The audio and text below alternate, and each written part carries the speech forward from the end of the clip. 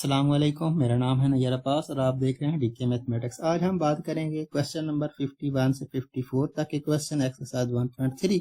इसमें हमें फाइंड करना है एंगल बिटवीन 0 एंड 2 पाई। हमें कोई फंक्शन दिया होगा और उस फंक्शन को यूज करके हमने उसका एंगल निकालना है और एंगल निकालना है 0 से 2 पाई के दरमियान। सबसे पहले अगर क्वेश्चन नंबर 51 की बात करें तो उसमें हमें निकालना है साइन थीटा, इसका स्क्वायर है ये है 3/4।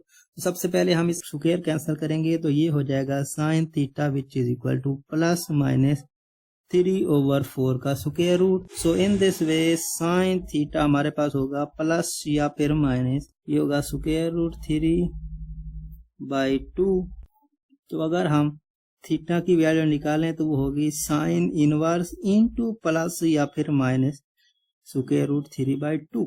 तो अगर हम सिंपली बात करें कि हमारे पास थीटा क्या होता है जब वैल्यू स्क्वायर रूट 3/2 आती है, तो वो बेसिकली होती है हमारे पास पाई/3।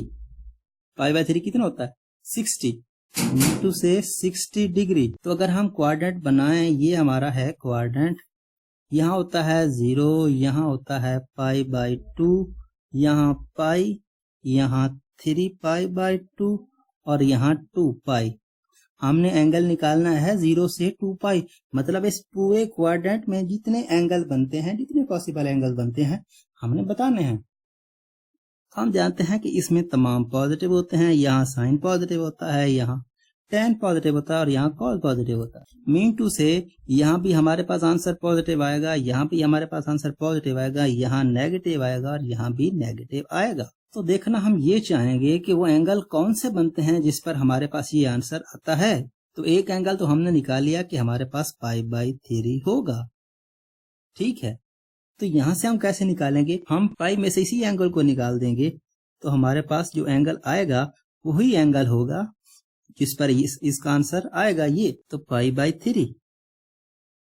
तो 3 होगा 3 minus which is equal to 2 pi. इसकी हम वैल्यू कैसे निकालेंगे, इसी में हम ऐड कर देंगे, क्योंकि इसको पीछे क्वाड्रेंट में जाना है तो हम पाई में से इसको माइनस करेंगे और हमने आगे आना है तो हम इसको ऐड करेंगे पाई/3।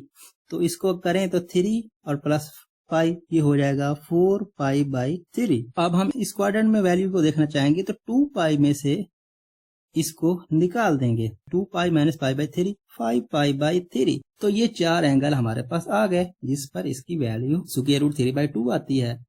तो ये दोनों में पॉजिटिव आती है, ये दोनों में नेगेटिव आती है। तो यही हमने निकालना था कि हमारे पास थीटा क्या आ सकता है।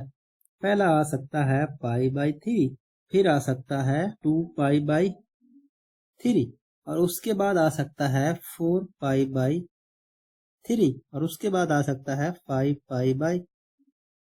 अब अगर बात करें क्वेश्चन नंबर 52 की, तो वो है sine square theta which is equal to cos square theta. तो अगर हम कॉस स्क्वायर थीटा को दोनों तरफ से डिवाइड कर दें तो ये हो जाएगा sine square theta over cos square theta which is equal to cos square theta over cos square theta क्या होगा 1 होगा, या फिर आप इसको लिख दें cos square theta over cos square theta. ये आपके पास आ गया टेन स्क्वायर थीटा और ये आपके पास आ गया 1। तो अगर स्क्वायर को कैंसिल करें तो ये हो जाएगा tan theta which is equal to plus minus 1। So theta which is equal to tan inverse plus minus 1।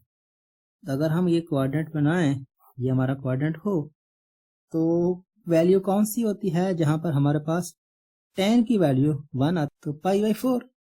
Ten पाई/4 पे हमें फंक्शन की वैल्यू क्या मिलती है 1 मिलती है। तो इसका मतलब ये वहां पर तो पाई/4 होगा।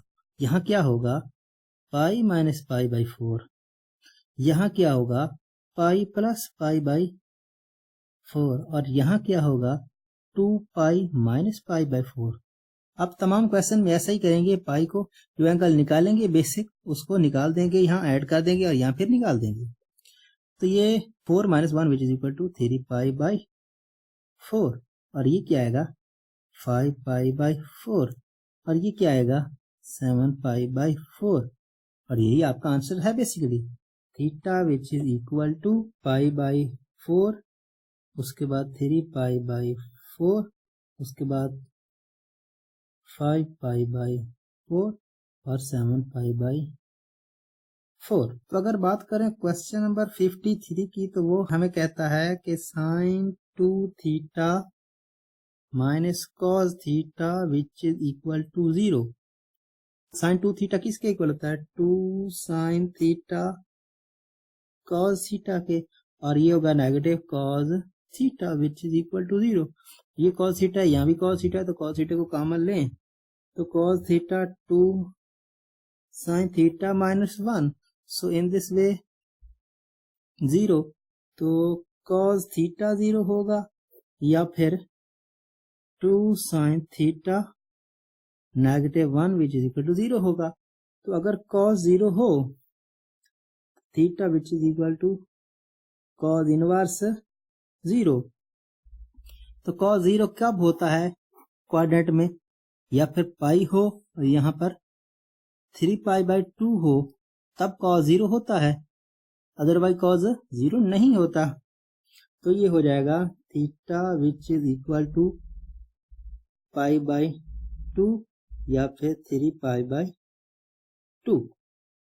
और अब इसकी बात करें तो 2 साइन थीटा ये which is equal to 1, so sine theta which is equal to 1 by 2, so theta sine inverse 1 by 2।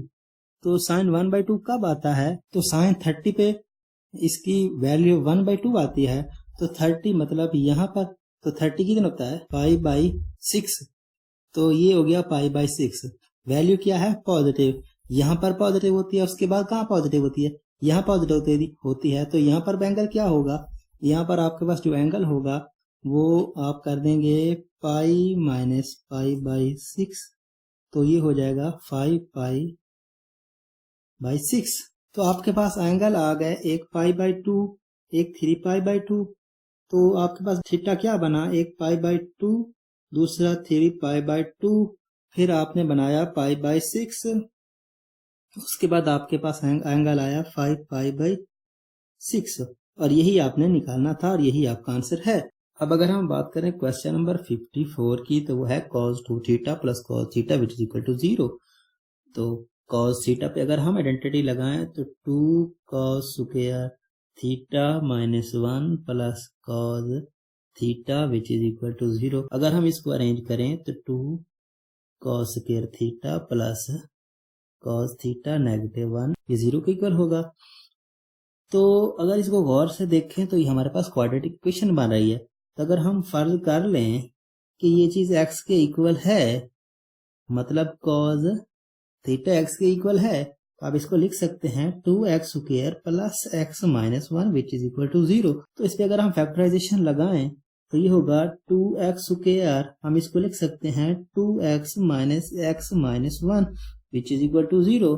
तो अगर 2x कॉमन लें तो क्या आएगा? x प्लस 1, और यहाँ से नेगेटिव कॉमन लें तो x plus 1, so which is equal to 0। तो x प्लस 1 यहाँ आ गया और यहाँ से आ गया 2x minus 1 which is equal to 0। तो अगर हम यहाँ से वैल्यू निकालना चाहें x plus 1 which is equal to 0 और फिर 2x minus 1 which is equal to 0, तो x which is equal to negative 1, और ये हो यहाँ से हमने निकाला 2x which is equal to 1, so x is equal to negative 1 और x is equal to 1 by 2। तो x किसके इक्वल था? x हमारे पास था cos थीटा के इक्वल, cos थीटा नेगेटिव 1 और उसके बाद cos थीटा 1 बाई 2। तो अगर थीटा की वैल्यू निकाल लें तो cos नेगेटिव 1, ठीक है, और उसके बाद थीटा की वैल्यू यहां से निकाल लें तो cos इनवर्स 1 बाई 2। तो ये नेगेटिव 1 कब होता है? तो cos नेगेटिव 1 सिर्फ और सिर्फ पाई पे होता है। तो इसका मतलब ये हुआ कि theta which is equal to pi, ठीक है। और अगर यहां बात करें तो cos 1 बाई 2, तो cos 1 बाई 2 कब होता है? जब आपके पास एंगल होता है पाई बाई 3, मतलब cos 60। cos 60 पे आपकी वैल्यू क्या होती है? 1 बाई 2। तो यहां से अगर देखें तो वो यहाँ पर cos की वैल्यू पॉजिटिव होती है और यहाँ पर भी cos की वैल्यू क्या होती है? पॉजिटिव ही होती है। तो यहाँ पर पॉजिटिव 1 बाई 2 है, तो मतलब यहाँ भी एंगल होगा और यहाँ भी एंगल होगा। यहाँ पर तो पाई बाई 3 होगा, लेकिन यहाँ पर हम कैसे निकालेंगे 2 पाई माइनस पाई बाई 3, सो 6, ये हो जाएगा 5 पाई बाई 3, 5 पाई बाई 3। तो यहाँ से आपने एंगल क्या निकाले, यहाँ से आपने एंगल निकाले, एक निकाला हमने पाई बाई 3 और उसके बाद दूसरा निकाला 5 पाई बाई 3। तो अगर हम इन सब को लिखें तो ये थीटा पाई और उसके बाद पाई बाई 3 और यहाँ से 5 पाई बाई 3, और यही बेसिकली हमारा आंसर है।